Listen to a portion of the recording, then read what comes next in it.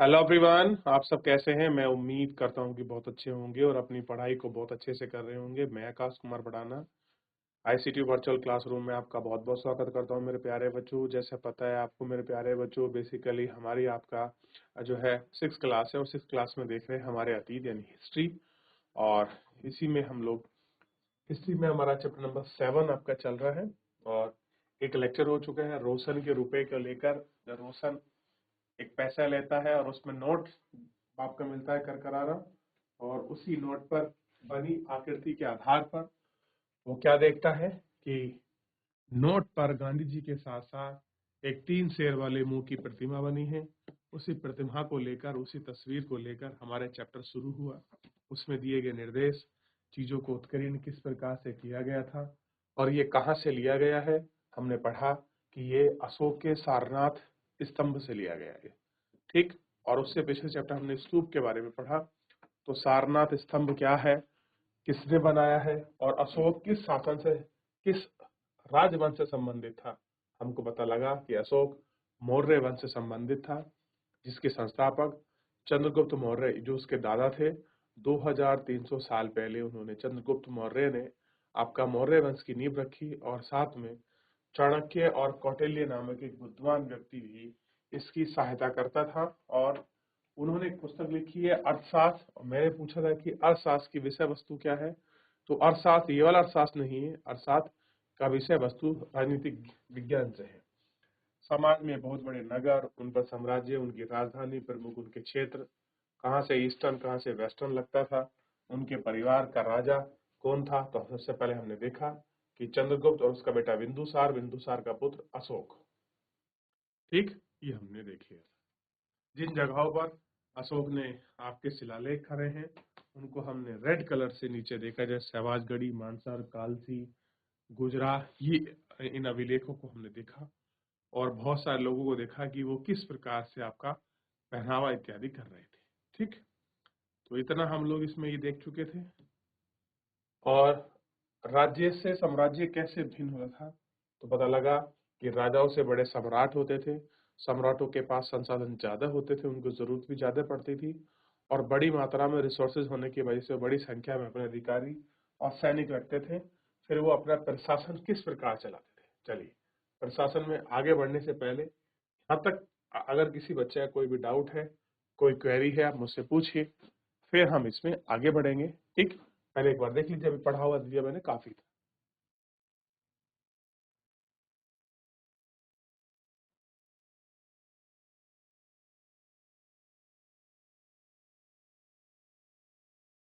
चलिए, प्रशासन, साम्राज्य का प्रशासन कैसे चलता है, प्रशासन की बात क्या है और क्यों प्रशासन होता है, किस तरीके से प्रशासन चलता है, ठीक। सभी को हम लोग आपका गौर करके एक एक करके अच्छे से देखेंगे और एक एक करके आपका बात करेंगे और उन्हीं को हम लोग आपका देखेंगे। क्योंकि मौर्य साम्राज्य बहुत बड़ा था, पाटलिपुत्र से अलग होता था, शहर क्षेत्र किस किस प्रकार थे, इन सभी को हमको उसमें देखना था। कीमती पत्थर के लिए प्रसिद्ध था, संसाधन नजराने के रूप में इकट्ठा किए जाते थे। और अंत में जंगल के इलाके आते थे और काफी हद तक स्वतंत्र क्षेत्र थे। और उन्हें उम्मीद की जाती थी कि वे मौर्य पदाधिकारियों को आपका हाथी, लकड़ी और मधु, मोम जैसी चीजें आपका ला कर दे, ठीक। नजरानों को हमने देखा, सम्राट की राजधानियां कैसी हुआ करती थी उसे हमने देखा। और मगस्थनी जो आपका सेलुकस निकेटस का आपका दूत था, ठीक। और वहां से वो आया था और उसने पूरा किस तरह से यात्रा विवरण दिया, उन सभी विवरण को हम लोग आपका देखते हैं और बात करते हैं कि किस तरह का उनका यात्रा विवरण था, क्या क्या जानकारी उसने जुटाई और क्या क्या जानकारी उसने दी और उसने कैसे एक खूबसूरत नगर के रूप में इसको देखा।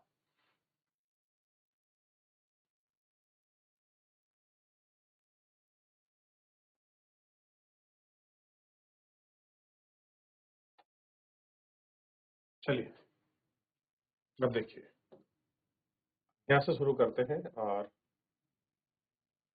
सबसे पहले देखिए,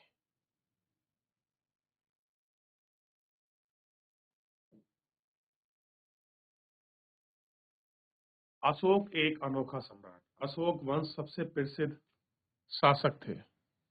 वह पहले ऐसे शासक थे जिन्होंने अभिलेखों के द्वारा जनता तक अपने संदेश पहुंचाने की कोशिश की।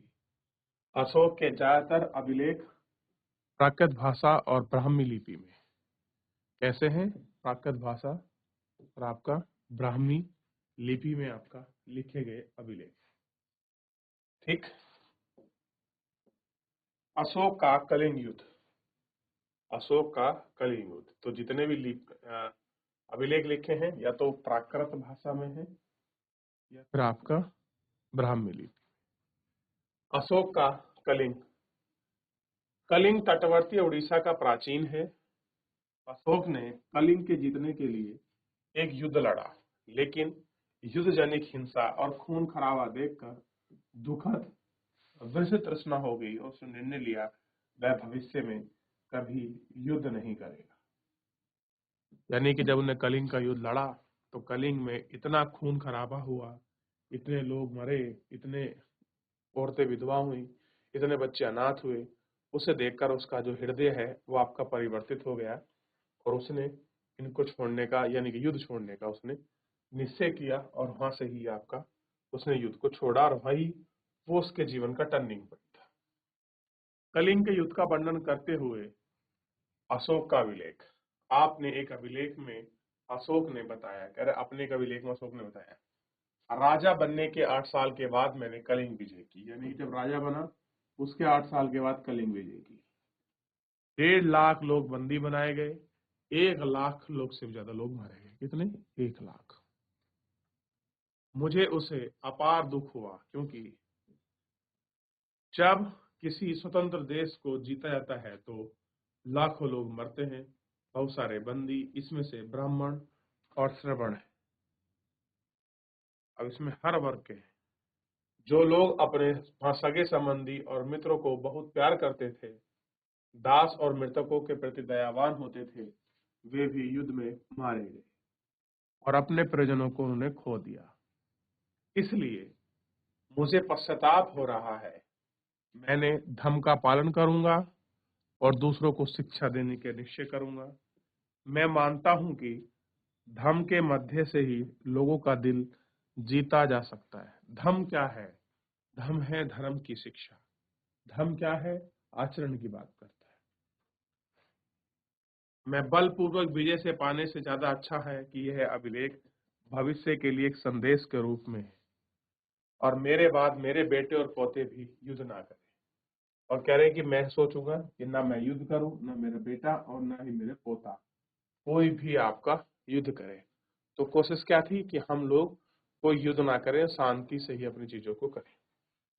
इसके बदले उन्होंने यह सोचना चाहा कि धर्म को कैसे बढ़ाया जाए। कह रहे युद्ध से अच्छा है कि आप सोचो धर्म कैसे बढ़ाया जाए। कलिंग की लड़ाई से युद्ध को लेकर अशोक के विचार कैसे परिवर्तन हुए। धर्म संस्कृत का शब्द है जिसका अर्थ है धर्म।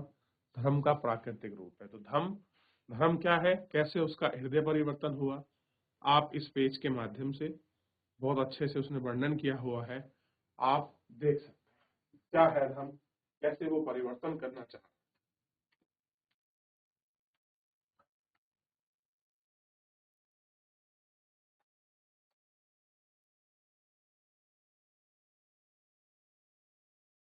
चलिए देख लिया। उत्कृष्ट पॉलिश और पत्थर की मूर्ति को देखो। यह बिहार के रामपुरवा से मिली एक मौर्यकालीन स्तंभ है। यह राष्ट्रपति भवन में रखा गया है और ये उस समय की मूर्तिकाल का एक नमूना है। देखिए, ये देखो, ये वृषभ मिला है। वृषभ जिसको सांड कहते हैं, स्तंभ नुमा है। देखिए कहाँ से मिला है ये आपका, तो आपको पता होना चाहिए कि बिहार से मिला है। देख लिया। अशोक का धर्म क्या था? धर्म की बात कर रहे थे। अशोक के धर्म के में किसी देवता अथवा किसी कर्मकांड की आवश्यकता नहीं थी। यानी कोई देवता नहीं चाहिए, कोई कर्मकांड नहीं चाहिए। उन्हें लगता है कि जैसे पिता अपने बच्चों को व्यवहार की शिक्षा देते हैं, वैसे ही उनका कर्तव्य था कि वे अपनी प्रजा को निर्देश दें वे बुद्ध के उपदेशों से लेकर प्रेरित थे। ध्यान दीजिए, अशोक हिंदू धर्म था को मानता था, लेकिन कलिंग युद्ध के बाद उसने बौद्ध धर्म को स्वीकार कर लिया। लेकिन स्वीकार करने के साथ साथ ऐसा नहीं कि उसने आपके हिंदू धर्म को मानना छोड़ दिया था, ऐसा भी नहीं है। इसमें कई समस्या थी, उसमें उन्हें संवेदना थी, उसके लिए साम्राज्य में अलग अलग धर्मों को मानने वाले लोग, और इसमें कई टकराव पैदा हो गए। जानवरों की बलि वहां चढ़ाई जाती थी, दासों और नौकरों के साथ क्रूर व्यवहार कहता था। इसके अलावा परिवारों में पीढ़ियों के बीच झगड़े होते थे। अशोक ने यह महसूस किया कि इन समय का निदान और कर्तव्य है, इसलिए धम्म महतत्व नामक एक अधिकारी की नियुक्ति की, जो जगह जगह जाकर धम्म की शिक्षाओं को देता था। क्या करता था? जो धम्म है उसकी शिक्षाओं को लोगों को देता था कि आप आइए, ये धम्म है,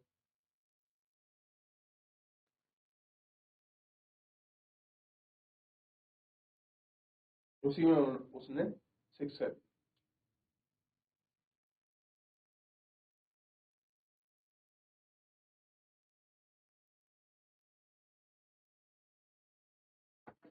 देख लिया। और कह रहे हैं कि इसके अतिरिक्त अशोक ने अपने कई संदेश स्थानों पर शिलाओं और स्तंभों पर गुदवाए। कह रहे कहीं पर पाप की शिलानुमा इस तरीके से बनवाया, कहीं पर इस तरीके से आपका लिखवा दिया, तो ऐसे को बोला गया स्तंभ। ठीक, और ये क्या हो गए? ये हो गया आपका शिला। अधिकारियों को यह निर्देश दिया गया कि वे राजा के संदेशों को लोगों को पढ़कर सुनाएं। अब आप जो लिख रहे हैं, क्या पता बहुत लोगों को ना आए, तो आप भीड़ इकट्ठी करिए और लोगों को राजा का मैसेज सुनाइए। अशोक ने धम्म के विचारों को प्रसारित करने के लिए सीरिया, मिस्र, ग्रीस में दूत भेजे। कहाँ भेजे? सीरिया पड़ोसी देश था, मिस्र भी, ग्रीस भी, यहाँ सब जगह पे दूत भेजे। और अपने पुत्र महेंद्र और पुत्री संघमित्रा को इस कार्य हेतु श्रीलंका भेजा।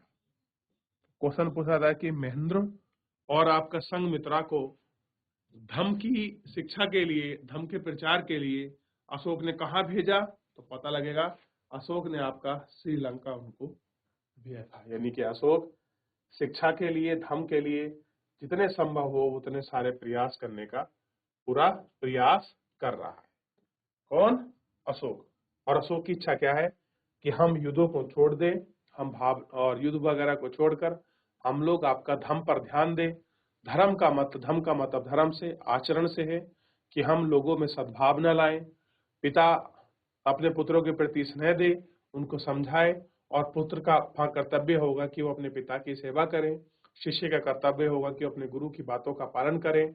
युद्ध में कुछ नहीं रखा है, जो भी है मानव सेवा, और राजा को अपनी प्रजा के बारे में सोचना चाहिए। इस तरीके से उन्हें धर्म के प्रचार प्रसार के लिए आपका कार्य किया। ठीक, जो आगे चलकर बहुत ही सराहाया गया।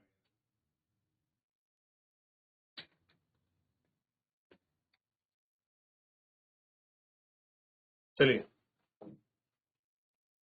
उन्हें सड़क बनवाई, कुएं खुदवाए, विश्राम गृह बनवाए। इसके अतिरिक्त उन्होंने मनुष्य और जानवरों को भी चिकित्सा की सुविधा उपलब्ध कराई। तो ये सारी चीजें उसने करी।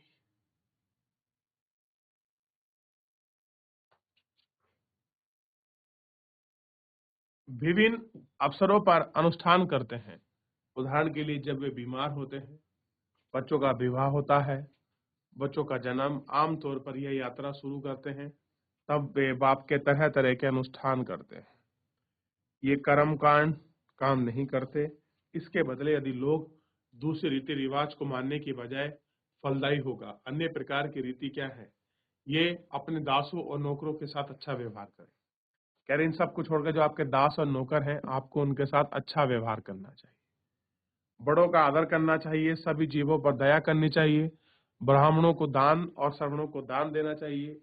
अपने धर्म की प्रशंसा और दूसरे धर्म की निंदा करना, दोनों बातें गलत है। आप अगर अपने धर्म की प्रशंसा कर रहे हैं और अगर दूसरे की निंदा कर रहे हैं, दोनों ही गलत है। ये नहीं करना चाहिए। हर किसी को दूसरे धर्म का आदर करना चाहिए। यदि कोई अपने धर्म की बड़ाई और दूसरे धर्म से बुराई करता है, तो वह वास्तव में अपने धर्म को ज्यादा नुकसान पहुंचा। यानी अगर कोई व्यक्ति ऐसा है, अपने धर्म की तो बड़ाई कर रहा है और दूसरे धर्म की बुराई कर रहा है, तो वास्तव में वो अपने धर्म को ही क्षति पहुंचा रहा है। इसलिए हर किसी को दूसरे के धर्म में प्रमुख विश्वासों को समझने की कोशिश करना चाहिए और उसका आदर करना चाहिए। तभी आप कहेंगे कि आप एक अच्छे व्यक्ति हैं। तभी आप दूसरे के धर्मों का क्या है, गुणगान करते हैं, दूसरे के धर्मों को महत्व देते हैं, आप दूसरों का तवज्जो देते हैं। इसीलिए कहा गया है कि अगर कोई अपने धर्म की बड़ाई करता है तो असल में वो क्या कर रहा है, अपने धर्म का नाश कर रहा है। ठीक, कह रहे हैं कि आधुनिक, थोड़ा सा बताया गया है ब्राह्मी लिपि के बारे में। आधुनिक भारत में ज्यादातर छपाइयां सैकड़ों वर्ष से ब्राह्मी लिपि से उत्पन्न हुई है। आप ए अक्षर को अलग भाषाओं में लिपियों में देख सकते हैं। अब आ अक्षर जो लिखा है ए, तो आप इसको देख सकते हैं अलग अलग रूप।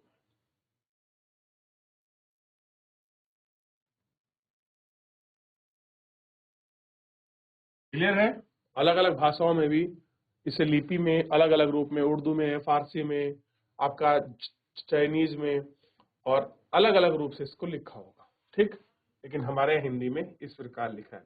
अब जैसे दिखाया गया, आरंभिक ब्राह्मी लिपि में इसको ऐसे लिखते थे, देवनागरी में इसको यानी कि हिंदी में ऐसे लिखते हैं, बंगला में ऐसे, मलयालम में ऐसे और तमिल में ऐसे।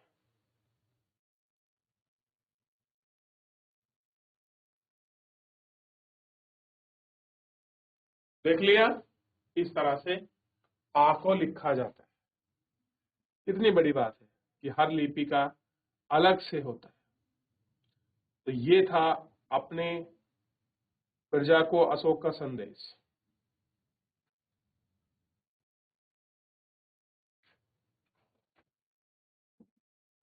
देख लिया आप लोगों ने?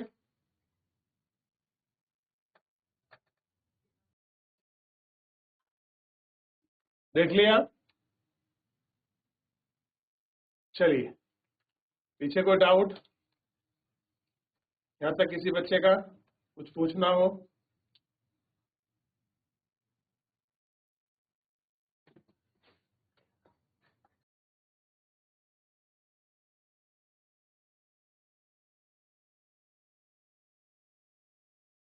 देख लिया?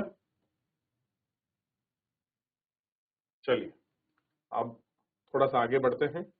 आगे का चैप्टर पूरा आपका समाप्त हो चुका है। अब हम इसके फिल इन द ब्लैंक्स पर चलेंगे।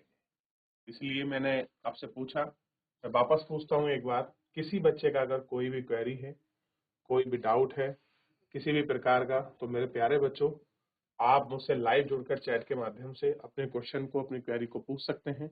एक बार देख लीजिए। सबसे पहले आपके सामने फिल इन द ब्लैंक्स है, आप इनको भरिए। ठीक, अब इस फिल इन द ब्लैंक्स में सबसे पहले आपका फिल इन द ब्लैंक्स है। ठीक, इनको फिल करना है। जहां पर सम्राटों का सीधा शासन था, वहां अधिकारी वसूलते थे। राजकुमारों को अफसर प्रांतों में डैश डैश के रूप में, मौर्य शासक आवागमन के लिए महत्वपूर्ण और पर नियंत्रण, प्रदेशों में रहने वाले मौर्य कालीन अधिकारी। ठीक,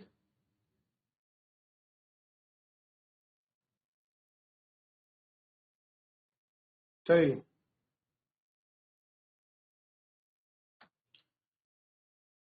कह रहे जहां पर सम्राट का सीधा शासन होता था, वहां अधिकारी क्या करते थे, आपको पता होना चाहिए। जो कर है वो कर वसूलते थे। राजकुमारों को अक्सर प्रांतों में के रूप में नियुक्त किया जाता था। आपको को पता है, गवर्नर बनाकर भेजते थे। गवर्नर,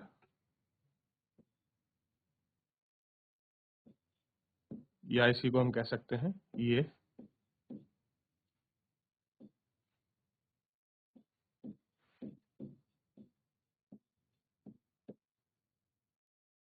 राज्यपाल। मौर्य शासक के आवागमन के लिए क्या महत्वपूर्ण थे, आपका ध्यान रखिए।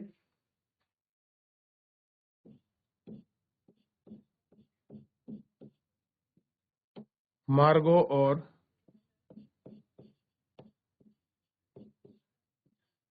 नदियों पर नियंत्रण। प्रदेश में रहने वाले लोग मौर्य अधिकारियों के लिए लाते थे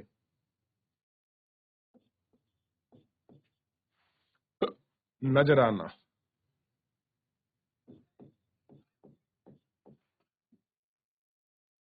देखिए, ये आपके सारे फिल इन द ब्लैंक्स हो गए। आप इनको पढ़िए एक बार सभी बच्चे। कर लें कॉपी, फिर आगे बढ़ेंगे। समाप्त हो चुका है।